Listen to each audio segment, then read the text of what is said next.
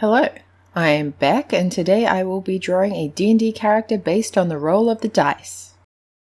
Let's bring out the Tower of Destiny!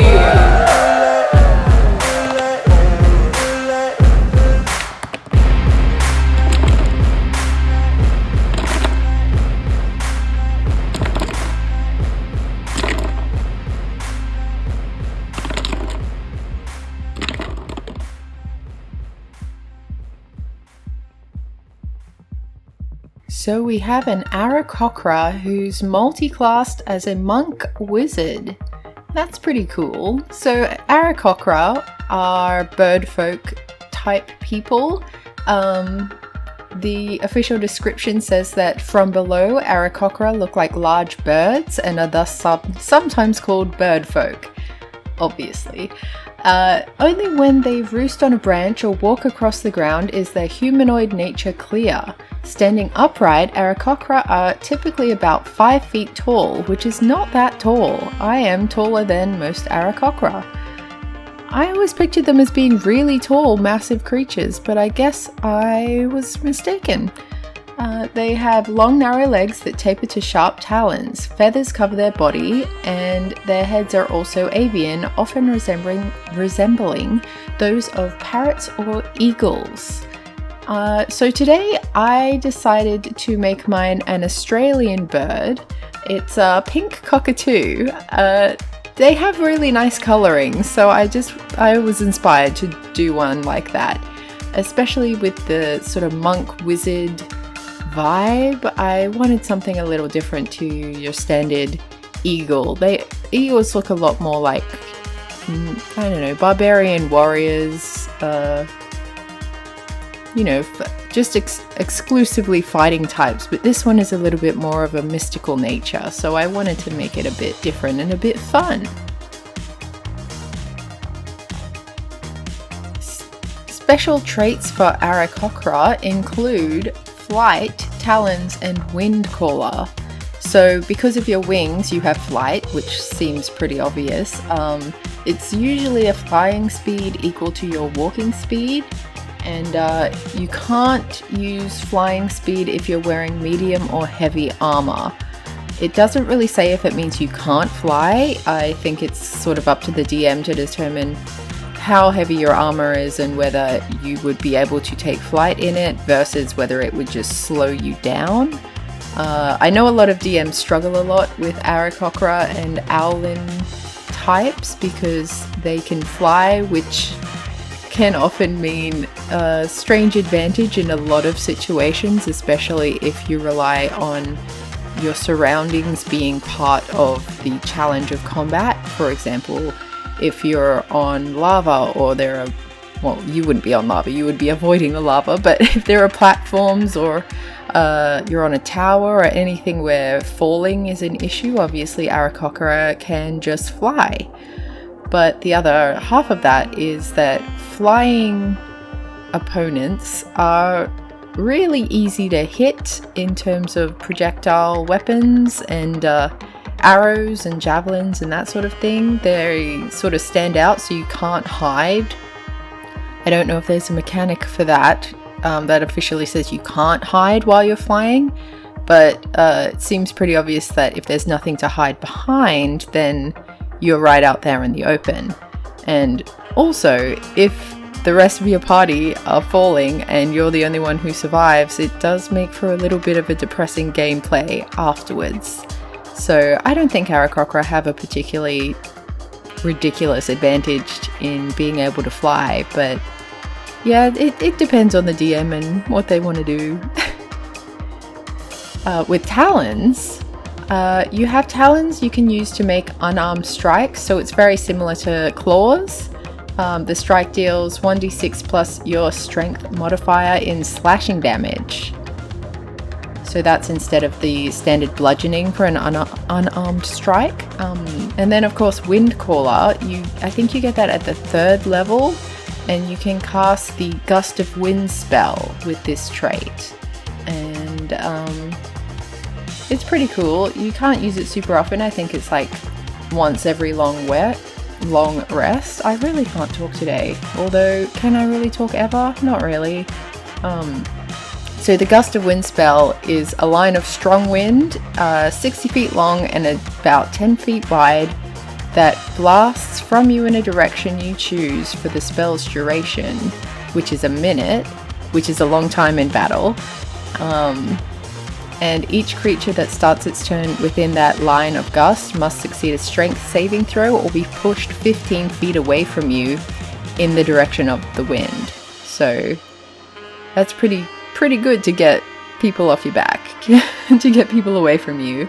The gust also disperses gas or vapor and extinguishes candles, torches, and similar unprotected flames in the area.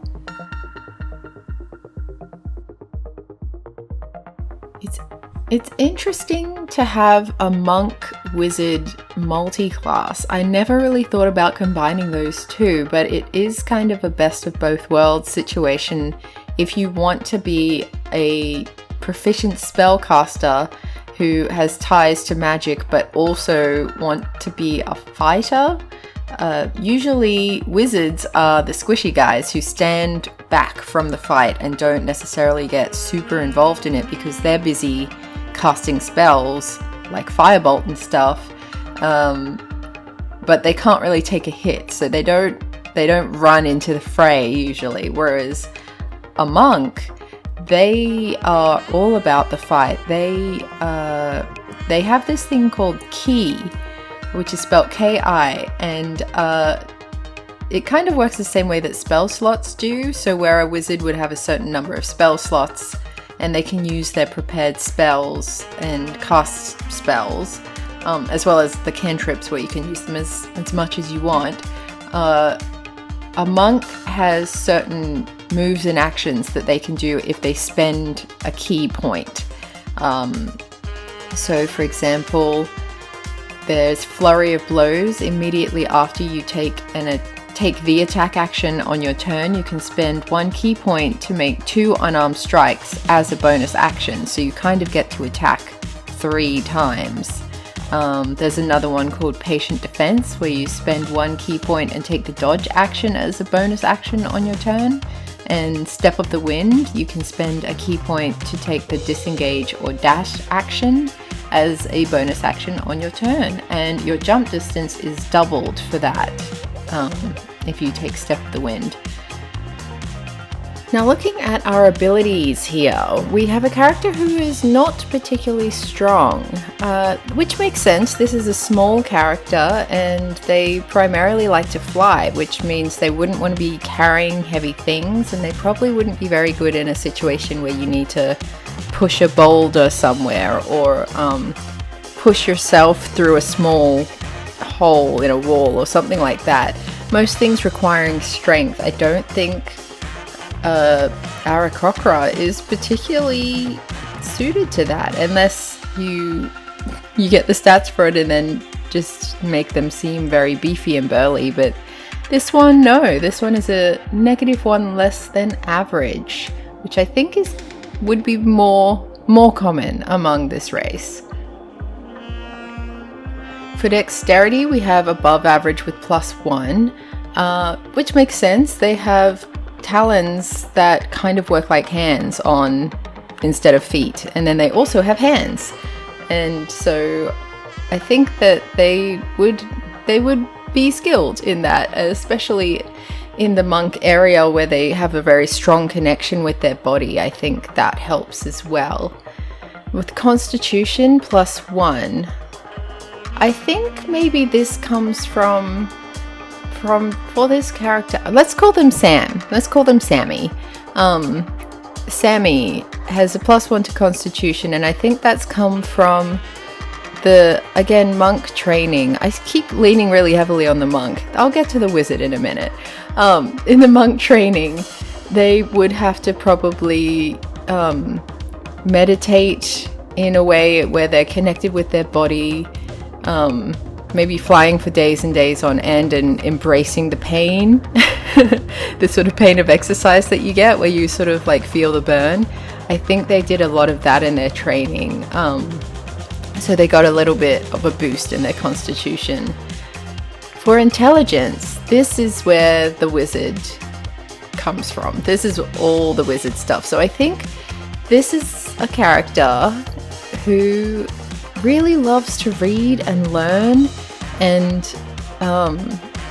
where they started out as a monk with their training and being in touch with their body. I think they also found through the study of the spiritual self that there might have been some books in their sanctuary about various things where they got a taste for reading books and learning magic from books. And that's what a wizard is all about. They learn spells from various books and then put it into their spell book, and then it's their spell. And they'll often have a backup book that's just in case they lose their main book, because they're all about the books and the learning and the high intelligence. So a +2 is perfect for this character. Now for the wisdom, I find it interesting that it's just 0, just a flat average number. Obviously that's what the dice rolled. I think that because they grew up quite sheltered, they probably haven't had enough experience in their life to gain any kind of plus to wisdom, but they also are very conscious of themselves and the world around them, so they're not a negative either. For charisma, they've got a +1. I think that they are a very likable character. I think probably they like to have a good time. They like to party when the situation calls for it. I don't think they necessarily try to use intimidation, the intimidation side of charisma. I don't think they use that very much. Even though they obviously can fight, I don't think that that's something that they would use to influence someone. I don't think they've used that in their negotiation. I think they would probably turn to fighting as a last resort. Now, in terms of background and a call to action as to why this character would want to join an adventuring party, I think they want to get out and see the world. They want to learn new spells and something to put in their spell book. I think that they really have a thirst to socialize and join a group and be loved, like be someone to somebody, if that makes sense. They don't necessarily care about being famous or using their monk or wizard abilities to change the whole world. I think they really just want to improve themselves and make lifelong friends, and so I think that they would be interested in joining with anyone who could offer that to them. I think they grew up in the monastery. I think maybe their parents are even monks as well, so they've really had it ingrained in them for their whole life up until the point that they go adventuring, that they need to do good in the world, and the sort of the mentality of the monks of having control over your own body and feeling the nature of magic move through you.